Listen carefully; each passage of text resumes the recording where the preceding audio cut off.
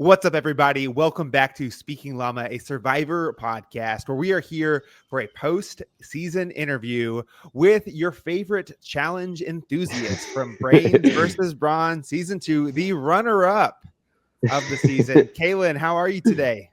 Yeah, really good. How you guys? Doing well.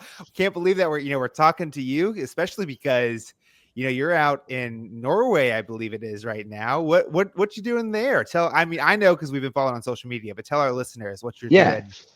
Yeah. So I'm trying to ski the length of Norway. I think it comes down to like 3,000 kilometers or something. I'm doing it for a bit of adventure and also raising some funds for Cottage by the Sea. They give children different opportunities by the seaside in Australia who normally wouldn't have that opportunity. So just taking a break from some hard lives or some educational programs. If I can show you, I'm in the car park. So it's this is heaven, like an undercover area, but because it's raining. But you see the mountains. There's like a timber factory. This is like a real remote, super cool little Norwegian town. So it's really cool here. Yeah, that's awesome. I mean, mountains are beautiful. I am jealous. I'm not, I don't know that I could ski across it like you're doing, but I'm sure the views are immaculate. They're insane. They're insane. Good. Well, to kind of open this up, I mentioned at the start the title challenge enthusiast. I don't think we ever really heard how that got started on the season. Yeah, so challenge beast. I hated it when you started throwing that in my direction. Man, you win one challenge and then JLP thinks he can start throwing that at you. And no one wants to be called that. You get voted out. So I was trying to diffuse the situation. I was like, yeah, maybe I'm not a beast, but I am enthusiastic. And but that's kind of what I was going for because the challenge, I didn't want to win challenges, of course. You put a target on your back. But those early ones, especially the lap pull down one, then PD was there, and man, I put him out of the game really heartbreakingly. And he was saying, "You've got this. You got this one." And I was like, I would like to do it for PD, and it kind of does have that innocence about it. If I just start winning ones where I could clearly win, so I was just trying to be enthusiastic. Then it just started happening too much. But no, it didn't actually. Okay, so related to that though, we'll jump in. We'll hit some pre-merge, some post-merge questions for you. But the biggest question we've got, Caleb and I, we love to disagree. We love to banter back and forth about Survivor. The one thing we agreed on though this season was our favorite moment was that challenge where you were doing the puzzle and everyone else was way behind you. You're telling you, shut up. Stop it. Tell us more about that. Like, was that your plan the whole time? Like, how did JLP respond? Just walk us through that, man. Yeah. So, and for the rest of this, I haven't watched the season yet. So, just going off memory. So it's quite some time ago. But I remember seeing. Well, first of all, I forget there was someone we didn't want to win because we were going to try and vote them out. So I had to beat them. And then when no one could get the little monkey grip throwing thing, I was like, I've got a massive head start here. There's an opportunity. And I saw the big that they couldn't see me. So as soon as I was over there, I thought I just need to get the puzzle done as quickly as possible, disassemble it. And then when someone comes over, I can just start slowly putting it together again. But I saw the video where I'm shushing JLP. I hope that's not rude. I didn't mean to shush him, but he didn't really give me much. I wanted him to really say I was struggling or Kaelan can't do puzzles but I don't know. That was fun. That was fun to watch back. Listen, you can just JLP all you want because it was a great moment on this season. Definitely one that I will remember. Thanks, Caleb. Yeah, absolutely. Well, as we think about getting on the island, you kind of played this. I'm just here to have a good time, but I'm also behind the scenes playing strategy while opening up some coconuts. Was that your plan always going in, or was that something you adjusted because you had some big characters that were taking up a lot of airtime on the season? But what was your plan to start off with? Yeah, so plan was to be as low key as possible going in because I am physically able and doing a PhD. Usually that would make people think you're pretty intelligent. Usually, not in this case apparently, but that was. And then so I was just playing to that. Early on, someone was talking about in previous seasons when people had won the fishing gear. then they would never go. No one would go out fishing because they were so scared of being out there because they thought people would talk about them. And I thought that is perfect. If I can seem so innocent that I go out fishing all the time, then they'll think I'm the dumbest guy in the world. And then throughout the game, there was periods of time where I thought, like when we had the tribe swap, I was thinking, okay, now you got to start taking a bit control, doing some things. But then those key players that they're doing those big things, say AJ or Miles, they'd make these mistakes that I'd keep track on. Like AJ played his idol needlessly just because he didn't keep track of the votes. And just keeping track of these things, I started to think, if I just focus on this is from my ignorance of not watching enough Final Trial Councils, but I was just thinking, you got the pillars, you got the social, physical, strategic, and if I at least just hit the two of them, I've got a majority. So that's how my game plan evolved. Of course, it was killing me. I want to be like when we're playing Catan or something like that. I love to be involved and pushing, and so to sit back and let these things happen, it wasn't. It was hard. That's why I exploded a bit at the final speech because I just I had it all pent up. I wanted to be more involved, but I just thought you'll get voted out if you do anything. So just get enough and then play it cool. Yeah, absolutely. Well, bringing up Catan, that does remind me. One of the things Alex and I at the beginning of every year we pick a little fantasy tribe, and Yeah. you were on Team Caleb, in part because you said you love board games. Do you have a favorite board game that you like to play? Yeah, just 'cause I love board games. I haven't played a million board games, but Catan's definitely my favorite for sure. I'm more of card game, board game. I like every game. Wonderful. But Catan's the best. I love Catan. Yeah. So follow-up question to what you just said about going out fishing. So while you were out there fishing, everyone else is kind of in the strat chat getting ready for travel. How were you able to what was your plan when you came back into camp after fishing to get up to speed and to make sure you were on the right side of the boats? Well, it depends on what stage of the game. Later, I was getting AJ as my kind of conduit to the strategic world, and he could have been lying to me, but I also would talk to others to get information as well. But then, people just come up and tell me. It was so funny. And like one time, Laura was telling me who to vote for, and I think this was between Jesse and Paulie, and I wanted to be voting for the person, of course, that's going home, because then you don't have anything to explain. And then so first I was like, because first I can't remember, but either Paulie was going home first. I thought, please, Laura, I'd be so sad to vote for Jesse. Let me vote for Paulie. And then she goes, okay. And then she comes back and says, we're changing it. I was like, actually, I thought about it more. It's just the most transparent thing ever. Just the most transparent thing ever. Can I vote for Jesse instead? And she goes, yes, yeah, you can. Oh, you poor guy. So it was just so easy. But I really found I probably had more space to maneuver than I thought. I probably was safer than I thought I was. So you're quite paranoid out there, thinking you do one thing, you voted out. But I really think I was in a great position where I could have done a little bit more for sure. Yeah. Well, that's even like so insightful, like the long game that you had been playing the entire time, right? From early on, Paulie Jesse conversation, that's a merge, weeks into the game. And even now people are, I guess we'll just tell Kaelan this and all the while you're scheming in the background. So.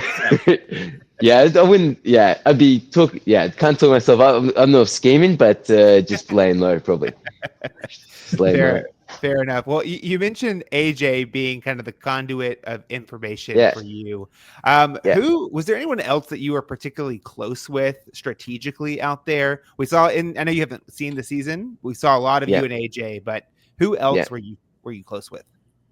Yeah, so close in terms of friendship, like everybody. So, but in terms of who I'd actually talk about openly, Miles, I trusted sometimes. Yeah, of course, but he has a look where you can tell he's he loves dramatics too much, so I didn't trust him completely. But I had a good job of playing Miles and AJ against each other in terms of who they thought I was most loyal to.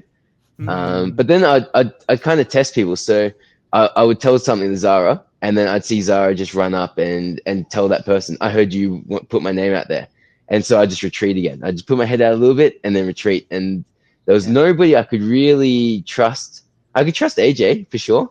I know he had his own motives in the game, but Kristen was one that man, if we were started together, I think me and Kristen would have been just completely tight.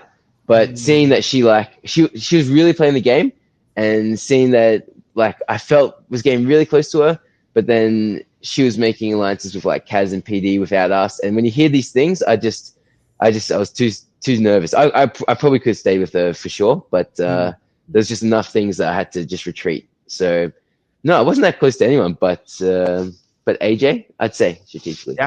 Yeah. That's good. So one last question before we jump into like the merge and the back half of the game.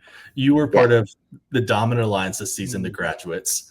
And so how did you get in that alliance? And then were you planning to stick with that 5 all the way through to the end? Yeah. So that's I can't really remember how it started, but I remember I talked to Kaz. So she's the first person I talked to, and I knew I wanted to play this undercover game. But I needed one person. That one person became AJ. But Kaz was the first person. I said, Kaz, let's do a final 2. First thing I said to anyone, and she said, let me think about it. And she should have done it. She should have done it. She should have. But so then as soon as she said that, then I was like, we got to get rid of Kaz at some stage. And so that was always in my mind. And then same thing with Miles and AJ. I just said, okay, let's work together, but let's not interact. Let's not let anyone seem like we're working together. And so I was more hanging out with Rich and stuff like that. And then Zara, I just had an affinity of Zara, so we were good friends. So it kind of just it was just the people. I suppose it was just the people who were wanting to play a bit more undercover on the brains versus undercover. Miles and AJ were going a little bit crazy, but yeah, I don't know. Probably a bit more sly, the slyest people on the brains, I would say. Yeah, that makes sense. That's actually really insightful about the Kaz piece, because you're kind of in the swap of the tribes. You start to kind of throw out Kaz's name a little bit, and it kind of seems out of nowhere. But knowing that she told you no to start off with, no, that's not why. No, it was more she was just I saw her as the biggest player that could mount a defense against, say, me, AJ, and Miles. So I think that was a good read. I think she was a big player on the season, and so kudos to the 3 of y'all for getting her out when you did. But moving into the merge time, what was kind of your strategy going in? Alex mentioned you have this Graduates Alliance. It's kind of there, but also you want to target Kaz. When were you thinking about flipping on some of your original brains? That would have been later. I was always big on keeping your brains majority and getting rid of Brawn, which made sense. But AJ thought you could trust Noonan and Paulie and stuff like that, and that's something I could push back on. But I was still just playing it cool. So going into merge, it's an uncomfortable situation. You're meeting all these new people again, and you don't know where everyone sits, and so it's just the same plan. It's the same plan. Just play it cool. Just play it cool, and then wait till I was always going to start winning challenges, or trying to, but it was just to delay that as long as possible. I did come out and do that earlier than I would have liked, but it was fun. It was a fun way to spend the day. Yeah. Oh, and in terms of turning on the brains, that definitely would have come later. It would have been while there was still some brawns.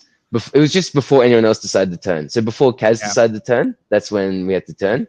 And that's why with every vote, the urgency just picked up on that. So, yeah, it makes sense. Yeah, for sure. With the strategy piece, I know at the final tribal council you mentioned, you would kind of be talking to someone and then look over at AJ and wink, or kind of have a look over at AJ. Oh, yeah. Well, that was Can you tell us more about like some of those times or what that was? Yeah. So that was more me looking at AJ to calm him down, because like it was kind of crazy the way people talk to me sometimes, and like say, I'm not sure if you saw it when we had the roast lamb or something. Oh yeah, when we had the reward, when I forget, Logan was trying to explain something to me about the game, and AJ was just like, I saw him ready to say something. I was just like looking at him, just calm down, AJ, calm down. And he's like, I can't believe they talk to you like that. It's so rude or whatever. But it's not rude, because that was the game I was playing, and that's the position I tried to put myself in. So it's not rude to them at all. That's yeah, if it looks like I don't understand the game, I'm begging people to explain it to me, begging them to help me with my final speech, stuff like that. Then yeah, I did that too much, but it's only a fair response from them, I think. So, but if AJ had came out and started saying things, then that would have been bad for me. So I'm glad he did not. I mean, that's a tightrope you had to walk, right? Both playing it down, but then also convincing people later on that no, I actually do know what I was doing the whole time. That's tough. And people forget. People Yeah. forget what happened. It killed me when I saw, because like with Ali early on, Kaz and Zara were really gunning for Rich, and I had conversations with them about, you know, she's got all these ties with Braun, whatever. Like we probably need to vote her out. And Zara and Kaz had no memory of that ever happening. And so you're talking to them at the final tribal council, and they're just looking at you like that never happened. You're like, what? How have they forgotten this? Because you're keeping track to the end, thinking, oh, it's fine. I'll just tell them and they'll remember.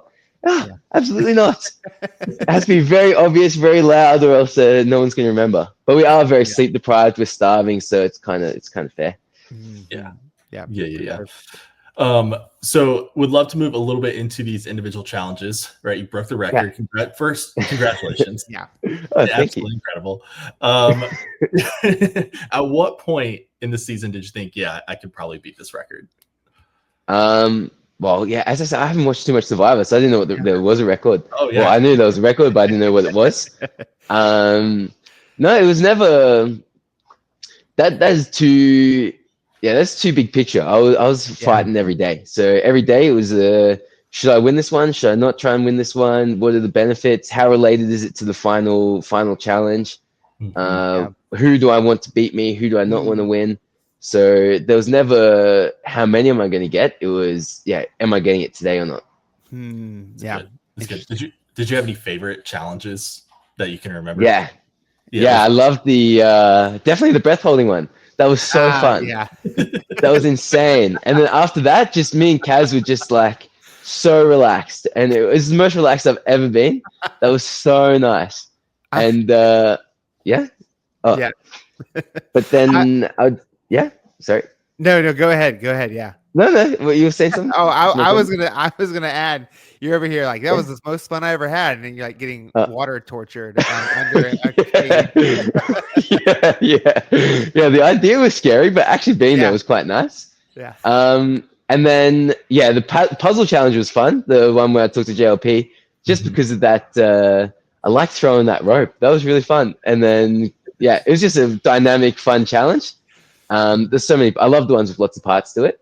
And then, of course, the final challenge. I've never, I do meditate and stuff like that, but I got into this, just going through that pain in your feet. Like, it was just so intense. And then it finally lifted and I just felt nothing. Like, I think I'd stay there forever. But if I had someone like Zara who could stay a long time, I think I might damage my feet, because even if you're not feeling pain, you can do damage to yourself. So I think I was quite lucky there. But that was just complete euphoria. Like the sun coming out, standing in the forest. It was such a nice experience. I really loved that one. And then you had JLP's like badass crank coming up. Yeah. Oh, waking me up. Stop that. Oh goodness. Oh man. With that final immunity challenge, would love to hear what was the feeling you had when your mom came out? Surprise you? I mean, how did that impact kind of the rest of the day or the challenge? Yeah, so that was super nice. Of course, missed home, missed mum, so it was pretty emotional seeing her coming out of the bush. And she was so happy. So that was definitely a boost for sure. And just that little bit extra. I was completely motivated, so it didn't change the motivation, but it was fun to have mum watch that. I love when she watches my sport, or she watches me go surfing or something like that. So it was like, you're a kid again, just trying to make mum proud. So it was really fun. Yeah. In the edit, at least, it was showed your mom saying like, "Oh yeah, he's not very emotional, or he never gets emotional like this," and then you get pretty emotional, and so it's a fun moment. Yeah, she's not seen that. I do not get emotional normally. That's for sure. That's more of a combo. Yeah, that's a combo of it. Oh, you're like in a prisoner of war camp. This is not what it seems on TV. You're starving. You're not sleeping. I was I was trying to find like a piece of sand every night to sleep. Like I'm not good sleeping, so I was never in the shelter with people because they're always moving around. And so the cameraman had tripping on me. Once Rich like stepped on my head during the night. Like you're not sleeping. I'm not sleeping at all. I'm not eating. And then then you're going through trauma, like voting people out. They're your best friends, or yeah. So it's a crazy situation. So it's not surprising I got emotional, but yeah, I definitely, it was kind of nice. It was kind of freeing. I haven't had that in a long time. So it was a different experience. But that's one of the most unique experiences as a survivor for me is letting a bit of that out. It was cool. Yeah. It made me emotional too. Oh, no, that's terrible. It's terrible. Sorry. No. We were crying along with you. It was a special moment. It was a good time. Well, speaking of voting out your friends, right? We get to the final three in particular. Yeah. And the whole time, right, you and AJ and Miles are really tight, really close. There's some conflict between you and Miles at times, but you ultimately decide to vote out AJ here. Did you have any thought of voting AJ out earlier in the game than final three? Yeah. So before we got rid of before Kristen won that balance challenge, the water one where she got the salon or whatever they called it, I'd caught that AJ. So when Miles played his idol to protect himself, I'd told AJ, let's don't tell Miles, let's just get rid of Miles. He's getting a little out of control or whatever. And then I still pinched Miles at the tribal council just so if he heard that I voted for him, he still got a warning that he should play his idol. So I was safe either way. Nice. But then Miles he chats a lot. He talks probably too much. And he'd told me that AJ had told him to play his idol. So then I was ready to vote AJ out. And I was like, okay, AJ's not telling me enough. That's time to flip on AJ. I was always playing on probably okay. So you have the Kaelan who's in the game, and then playing the game, and then you have the human. The human was very not wanting to vote out AJ, so there was a big conflict the whole time. And then AJ, we had a good chat at that challenge, and so it kind of changed my mind. Shouldn't have changed my mind. Should have gotten rid of him. But then coming into that final vote, man, you probably, I don't know what you saw, but on the beach, AJ was just so good with me, like always trying to open coconuts, trying to do fires. Just we're getting a little bit walked over in terms of like sleeping arrangements. We're always in the rain or that kind of thing. So we're really bonded there. So to vote him out, like even though I always knew that's the right decision, well, that's what everyone thought he was more of a strategic player than Miles. Then it was always I always thought I had to, but then to actually try and do that was very, very hard. But then I saw a picture someone put up on Instagram or something where I'm calling him my best friend in the world. And then he introduces his best friend. This is my best friend. So when we've seen that, see you later, AJ. Send him straight home. Don't need any of that. Yeah, don't have no regret. But the day, I'm not sure if they showed many of the interviews or whatever leading up to that vote, but I was just breaking down. Like this was at my lowest point in terms of sleep and food, and I was just heartbroken, and I felt sick. I felt sick in my stomach. Like when I voted out Rich, that was so sad because he just said like you're my best friend on the island. And this was just like 10 times that, for sure. Yeah. But I also thought when I bring up these, ignorantly, I still thought I could beat AJ potentially too at the end because he did that with his idol. He went up to Ali, told Ali they was voting for Logan, which is clearly the person that would go straight to Logan. So he did the hostages thing, which wasn't good either. So there's so many holes, and I just was sure I could convince the jury, but looking back, I think absolutely I could not have changed their minds. Even if I fumbled probably through my final speech and answers, but I'm still sure I couldn't win based on just the final chat. I think their minds were set, and they had things that they appreciated, and that wasn't what I was working towards. Yeah. Speaking of kind of the final tribal council, what was your mindset going in terms of we got to see a little bit of your pitch, and the opening that they showed us was outstanding. I made that prediction. I made the prediction like a long time ago. Kaelan's winning this, and I was like, here it is. But I think like for you, what was your kind of hope going into that final tribal council? Yes, I've said this before, but the biggest issue I probably had with my speech is thinking I had votes to lose. So, like, if you remember with the Rocks vote, then Logan said she'd never vote for Miles or AJ. And so I thought I have to be sensitive here towards Logan. Whereas, so then I held back a bit. So I was more thinking I had votes and I had to keep those while trying to get a few more. Like Paulie, for instance, I thought I probably had him because we were pretty close. And Miles had just as soon as Miles saved him, he put him up as a split vote. So things like that, I just thought I was doing well. So I was confident. I didn't think I'd won. I thought I still need to explain a few things. But I definitely held back, which I shouldn't have. Well, in hindsight's 2020, right? Yeah, exactly. Yeah, Man, yeah. And that's for the whole game. You think I should have done this. People say, "Oh, Kaelan's an idiot. You should have done that," or something like that. But you have no clue what happens. You do one little thing, then you're gone. So it's I played too safe probably, but I thought I had done just enough to get to the end. And then, of course, that's the time to play safe. But I was wrong. Yeah. Well, was there again, hindsight's always 2020. Is there a risk that you remember being available to you that you didn't take? That maybe, hey, I should have done that. Yeah. Yes, there's probably two things. Nothing in the later stage of the game. Because as soon as you get to the later stage of the game, it's just too messy. And there's no one else I want at the final challenge because I can lose. And I wanted to win that one. But early on, when Miles played his advantage, and everyone can say they knew what was going on in when they look back, but you have to just trust me. When Miles plays his advantage to where he took Kristen's idol, and of course he's going to play that for Paulie if he's doing that at that moment. There's no other reason to use that advantage at that moment. And I was just on my seat, about to tell everyone vote for Laura, to my right, when you got Zara, Kaz, and I thought, no, you don't want to stand out. Don't stand out. Just let it go. But that potentially someone else would have claimed it. I'm sure people love claiming things, and then that would just give me one little thing that I could have brought up at the final chat. And then other than that, it was I should have switched and gone with Logan and Kristen because I love both of them. They go along really well with them. And Logan, I didn't let her. She beat me in balance and endurance challenges, so she would have been confident that she'd beat me at the end.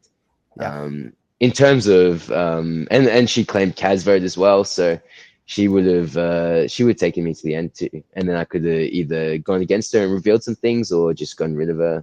But Kristen could beat me too, so it's hard. There's nothing clear. Nothing clear that you could do. And say if I keep Kate or something like that and try to get rid of one of the guys, then she'll probably smoke me in that final challenge. She's a dancer. Do you see her when she was doing that challenge with the ball? She could just stand up there for forever like a statue. So I think she would have eaten me alive.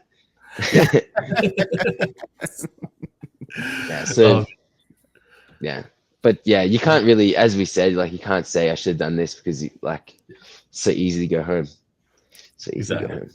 Well, there's so many different moving parts, right? And we as viewers, especially, we only see just a small percentage of what's actually going on. We thought you played a hell of a game, man. No, you can. Congrats on a great season. A couple real quick kind of fun questions for you. Number one, we saw your coconut bar early on. What's the specialty drink? What do you make it? So it was a vintage coconut. That was the tastiest one. A little bit older. It's middle-aged coconut. They're really sweet. Almost tastes like the word honeydew when you eat a melon. We had this one that just tasted like the word honeydew. But then that's too. The consequence is you're going to go to the toilet after that one. But that is part of the appeal for the customers is that risk. Is that you're going to have the tastiest thing ever, but there's consequences for sure. Cleans you out. Yeah, absolutely. Cleans you out. Yeah, detox. Coconut detox. Love it. Also, so I was rewatching the first few episodes a few days ago. You had a visor the first couple days. Did it get burned in the fire too? What happened to the visor? Maybe. I lost everything. I lost all my stuff. Man, every day I'd be finding things under a pile of leaves, under the sand, under the dirt. One night I woke up and there was a wave washing me and my shoes away. It was just easy to lose things. But maybe Kent came after my visor. I'm not sure. I have to go ask him. That's a good point. Yeah. Oh, goodness. Then the last question I've got, and then I'll throw it back to Caleb. Paulie acknowledged your back back muscle. So we're gonna need that back workout here at some point. You can message us. You can say it now. We're gonna need those reps. What was that? What was the question? What's your back workout? We're gonna need it. The back workout. Yeah. Yeah, Paul is the funniest guy ever. Did you see he made that video where he's just looking at me across the mat or something? He's a crazy guy. He's so funny. But stand-up paddleboarding, that's all you need. I hate gym. Never do any gym. It's just eat as much as I can, and then I just stand-up paddleboard all day. It's not cool. No one likes this stand-up paddleboarder out there surfing or whatever, but yeah, it gives you a few back muscles, that's for sure. Well, you heard it here first. If you want a back like Kaelan's, you gotta be the stand-up paddleboard. Yeah, that's it. That's the secret. Yeah. Well, kind of last, just final question for you, Kaelan, is for you, what has this experience of going on Survivor meant for you? What are you taking away from the whole journey? Yeah, it was it's one of the most unique experiences of my life for sure. It's lots of takeaways. So number one is that you can't underestimate people. Like you saw how underprepared Kate looked coming into the beach. Like you think she's going to struggle here.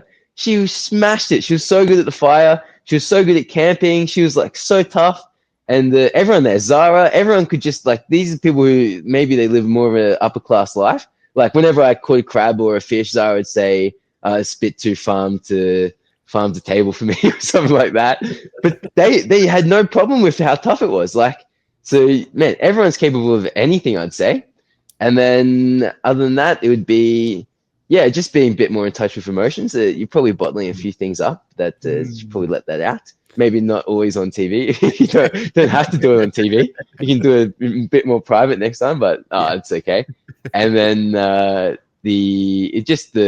final challenge just showed me something I want to work on, like getting into that state a bit more often, because it's a state you can stay in, but it's something you have to cultivate. This meditative, just this.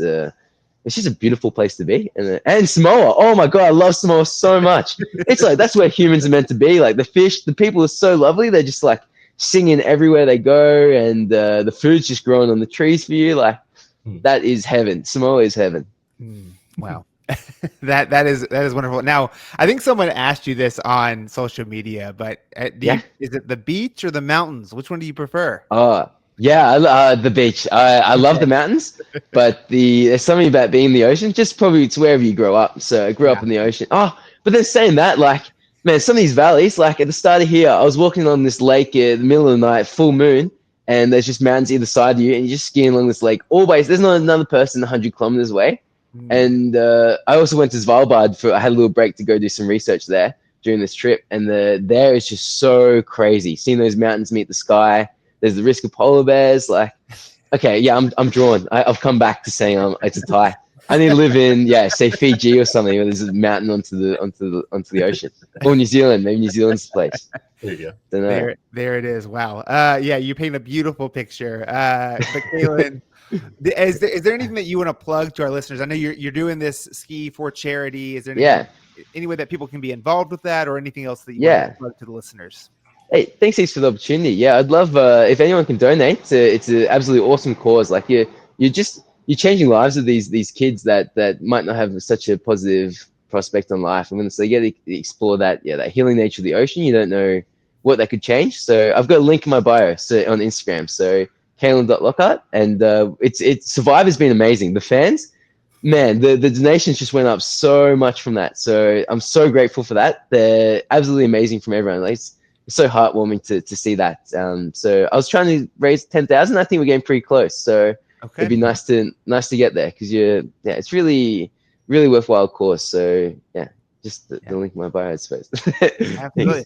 Well, we'll be sure to link your bio in the description of this YouTube video and the podcast. Kaelan, it has truly been a pleasure getting to chat with you. We figured you were going to be a fun conversation, and you have not disappointed. So thanks for taking the time, especially out of your trip, to come and do this and share with our listeners today. Cool. Thanks, baby. It was great chatting. I wish you were here skiing with me. Come for a week. right. Come experience it. Love to I'll chat. get over there. Yeah, Meet you there it there. Yeah, get here. You got about 50 days left, so you got a chance. Love to have you over. is. Plenty of time. Plenty of time. to Cool. get there. I'm actually I'm hiking the Camino de Santiago this summer. Oh, fantastic. So I'll be a little bit south from Yeah, you yeah, here, awesome. yeah. Yeah, a So, bit warmer, but that'll be an awesome challenge. Jealous. Well, I'll join you, but I'll have to quit my PhD if I come and take more time off for sure. maybe one day we'll make it Yeah. happen. Dylan. All right, man. Absolutely. Sounds good. Thanks so much, guys. Yeah, Great chatting. Thank you so much. And for everyone that Cool. has been listening, thanks so much. Y'all have a wonderful day, and we'll speak Llama to you later.